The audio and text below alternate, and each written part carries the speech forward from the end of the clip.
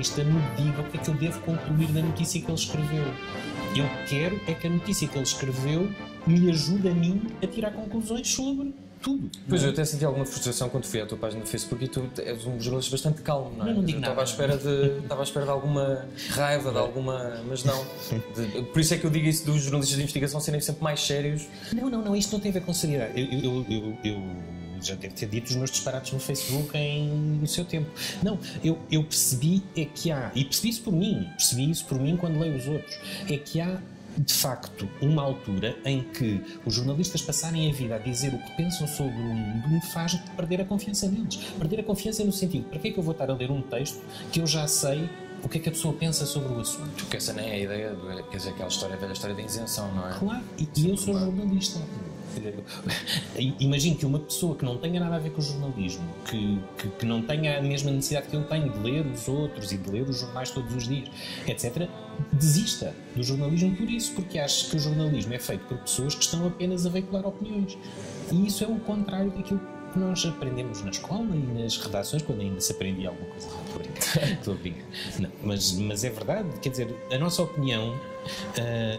e o jornalismo de investigação é muito bom por isso, porque a nossa opinião muitas vezes é tão posta à prova que às vezes o melhor é não ter nenhuma opinião fechada sobre as coisas. Portanto, eu evito ter demasiadas opiniões. E a ideia de passar para um livro, porque hoje em dia, por exemplo, com a Netflix nós vemos vários documentários, são verdadeiras investigações jornalísticas. Não tens medo que escrever um livro, as pessoas já não compram os jornais, e depois de escrever um livro as pessoas também já não gostam muito, há muita gente que não compra livros. Não preferias fazer uns jogos de poder assim e ir buscar um dos atores portugueses e para a coisa ter mais impacto? Posso-vos dizer, não sei se é em primeira mão, mas isso também já aconteceu. Também já vai haver uma série de televisão sobre... Eu cheguei atrasado. Sobre a crise, sim. E isso foi outra coisa engraçada que eu fiz nos meus últimos meses. Mas sim, eu acho que são tudo coisas diferentes. E passar em rodapé aqui, o Última Hora, Paulo Pena anuncia que vamos ter... Vai haver uma série. Não sei quando é que vai estrear, claro. Não posso dizer muito sobre isso. Aliás, eu acho que tenho um contrato assinado em que eu não posso sequer falar sobre isto. Portanto, usem isto como quiserem. Estou a brincar. Podem usar à vontade. A diferença são tudo formas de escrever a mesma história, ou uma história semelhante, em que nós temos condicionalismos diferentes. No jornal, o condicionalismo é o espaço, o tempo. Boa parte do que escrevi no livro escrevi ainda na Visão, era um semanário, é um semanário, portanto não me apresentava o mesmo grau de dificuldade que, por exemplo, o Público, que é um diário em que as coisas têm que sair mais rapidamente. Nas revistas, nos semanários, os jornalistas descansam segunda, terça, quarta e talvez quinta à tarde começam a... Era ao contrário, ter segunda, terça era ter dias terríveis. Não, sim, mas isso é muito bom, porque a capacidade de manter distância sobre o que estamos a fazer é essencial para o jornalismo. Um dos meus receios principais hoje em dia é olhar para a forma como nós estamos a alimentar os online com muito pouca gente, com muito pouca edição, e isso torna os nossos meios, que têm um nome, que têm um historial de seriedade, de capacidade de lidar com a dificuldade, faz com que sejamos muito mais presas fáceis de uma coisa que é organizada, que faz parte desse novo identitarismo que aí vem, que são as fake news e a forma como se disseminam ideias perigosas, como o racismo, como machismo, como todas as ideias que quisermos que sejam segregadoras de partes importantes da sociedade e que as fake news ajudam. Pegando nessa ideia de fake news, tu também participas no consórcio internacional Investigate Europe. Eu achei engraçada a ideia de vocês são 9 e o projeto nasce para reagir à falta da opinião pública europeia. Mas nós olhamos para a opinião pública europeia e ela está muito segmentada e dividida. Ainda há esperança, por um lado, a primeira pergunta, ainda há esperança para essa opinião pública, e os jornalistas também não têm culpa, muita culpa, principalmente no espaço europeu, de nós termos chegado até aqui? Sim, nós jornalistas temos culpa. Depois há uma coisa que na Europa é muito difícil, que é nós temos várias línguas, várias maneiras de olhar para a realidade. É muito diferente o jornalismo que se faz no sul da Europa do jornalismo que se faz, por exemplo, no norte da Europa ou na Inglaterra, quando ainda era membro da União Europeia, ou o jornalismo que se faz no leste. Isto são tudo diferenças muito grandes que impediam uma colaboração muito maior. A conclusão positiva que nós podemos tirar é que nós, trabalhando em conjunto, conseguimos fazer das histórias muito mais importantes, que digam respeito àquilo que se passa em Lisboa como o que se passa em Varsóvia ou em Berlim, e que isso tenha uma leitura, e tenha uma leitura política importante. A outra parte positiva é que nós temos conseguido financiamento para isto. Há muita gente, sobretudo nos países do norte da Europa, que quer fundações, instituições ligadas ao jornalismo, querem financiar um trabalho deste tipo. Em Portugal não conseguimos um tostão, mas pronto, também acho que os meus colegas não esperavam, não estavam à espera que fosse aqui.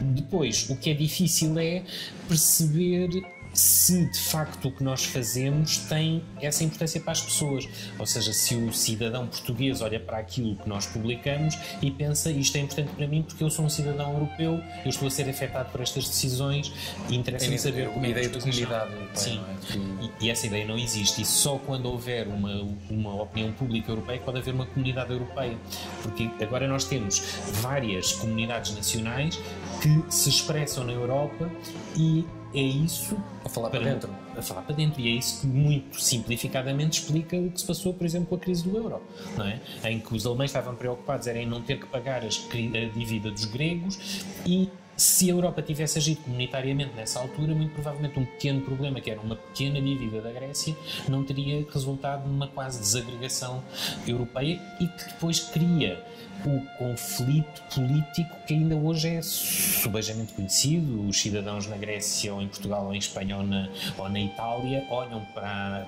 a chanceler Merkel de uma maneira como nunca olhámos para nenhum chanceler. E agora já vemos o Varoufakis a dizer mal do Centeno, que é assim, estamos completamente lelés da cuca aqui, para citar o nosso presidente. Continuamos a ter uma relação muito nacional com os assuntos europeus, porque isto depois é cá que os governos são eleitos, os parlamentos são eleitos, e portanto a lógica é sempre uma lógica interna, e a Europa serve às vezes como passa-culpas para esse jogo interno, em que os partidos dizem, nós só não podemos fazer isto porque a Europa não deixou, ou só tivemos que fazer isto porque a Europa obrigou, e o que nós tentamos fazer é a tarefa jornalística de incidir um bocadinho de luz sobre um assunto para ver se ele faz parte da agenda das pessoas e se elas conseguem com isso chegar Em relação à ideia de fazer luz, agora estamos já a terminar, dando um salto nos Estados Unidos, esta era Trump, tu tens alguma inveja destes jornalistas que estão a descobrir uma série de coisas que tu não olhas, e quem dera ter sido eu a descobrir todas estas trapalhadas com a Rússia? Sim. Não há assim um quê de... Claro, é absolutamente notável. É um tempo fascinante para a investigação. É completamente fascinante. A questão é, eu acho que para acompanhar isso devíamos pensar muito bem numa forma de voltar a juntar o público a esta conversa, de voltar a juntar os cidadãos leitores, consumidores de média. Os leitores é pouco, porque já ninguém vai fazer jornais em papel só então como um objeto de nicho, mas leitores, consumidores de informação, temos que os trazer para isto, e acho que para isso nós temos que pensar diferente, substancialmente diferente, o produto jornalístico. Temos que ter aqui uma ideia muito inovadora, como o Miguel Esteves Cardoso teve no tempo do Independente, ou o Vicente Jorge Silva no tempo do Público, e inovar muito aquilo foi que isso nós que criou o Trump, não é? Foi a falta de proximidade entre os jornalistas e o público. Também, sim, ignorar a distância, estas camadas. A ideia de que o jornalismo é uma elite corrompida por um pensamento único, não é? E é isso que de maneira diferente existe ou nos Estados Unidos ou em Portugal, e é isso que é preciso ser ultrapassado, e há algumas maneiras de o fazer. Terminando agora com um dos últimos trabalhos, A Última Fronteira, eu primeiro fui um bocadinho, fala sobre o controle das fronteiras na Europa, eu fiquei um bocadinho com a ideia, primeiro fiquei um pouco assustado, devo confessar, é um bocadinho aquela ideia do Big Brother is watching you. Este tipo de descobertas não devia levar as pessoas para a rua. Agora, já que estamos aqui nesta sala, porque é que falta aos jornalistas de investigação? Quase que os jornalistas de investigação deveriam era ir bater à porta das pessoas e dizer, olha, eu acabei de descobrir isto, não sei se quer, eu não posso fazer, não é? Porque pronto, não sou justiceiro, mas como é que tu olhas para isto? Nós sentimos isso, sentimos alguma, não diria desilusão, mas alguma estranheza pelo facto de não ter havido um levantamento maior das pessoas que pensam estes temas da liberdade, da forma como o Estado vai colecionando dados biométricos, dados sobre a íris, dados sobre dados que antigamente levavam as pessoas a reagir muito à centralização por parte dos Estados de informação muito pessoal e íntima. A resposta que encontramos para isso é uma resposta demasiado simples, se calhar, mas que é a que eu vos deixo agora para terminarmos, que é as pessoas estão com medo e acham que recolher dados biométricos dos cidadãos é uma forma de garantirem que não vão ser confrontados com ataques terroristas, ou seja, acho que as pessoas abdicaram da capacidade de pensar na sua liberdade em prol da segurança, em prol da ideia de que estarão mais seguras com estas medidas.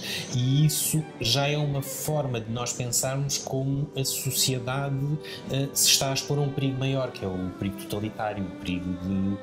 Estamos aqui na coisa da propaganda, não é? Sim. O perigo de isto um dia se virar contra a democracia e contra a capacidade que nós temos de livremente nos deslocarmos, de conversarmos. E isso é capaz de correr mal e pode ser tarde demais para que as pessoas percebam isso. E é para isso que é preciso jornalismo. Certo.